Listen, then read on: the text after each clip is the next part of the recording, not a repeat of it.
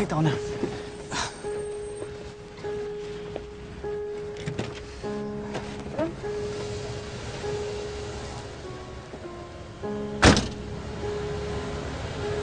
Kanina ka patahimik ah. Akala ko makikita ko yung daddy ko dun. Sana palang naghintay ako.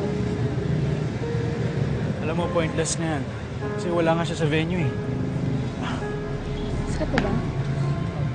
Lagyan natin ng yellow na yun.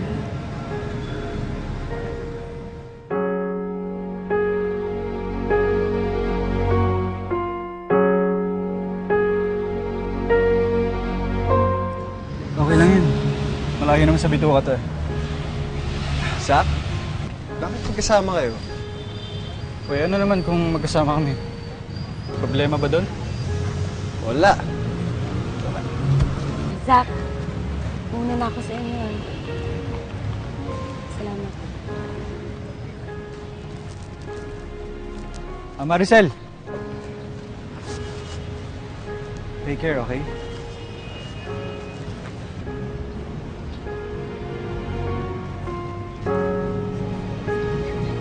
Take care, ah.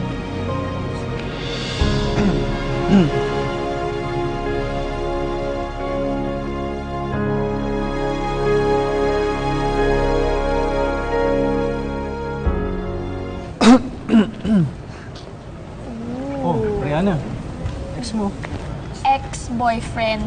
And excuse me, kaya nga ako nakipag-break sa kanya. It's because I'm not interested anymore. Sus! Abangers ka lang eh. Kasi break na si Zach tsaka yung girlfriend niya. Pero sorry ka.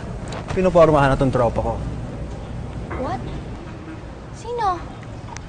Eh di si... Smiley! Pero bro, grabe kanina. Sobrang close yun. Kinagat ka, no? Ang wild. That's so gross. You mean you tried to kiss that loser kaya ka nagkaroon ng bruise sa lips mo? Are you hitting on her? Niwala ka naman kagad kay Justin. Ginawan ko lang ng favor yung tao. Ako pa ang niloko mo. Eh, talaga namang ni-score mo yun si Maricel eh. Pero tol, maganda si Smiley ah. Pwede pang next project. Excuse me, ang tsaka kaya ng ex-girlfriend ni Zach tapos mas tsaka pa yung ipapalit mo? Right, Miley? Yeah, right. Selos ka lang eh. Bakit? Sino bang bagay kay Zach?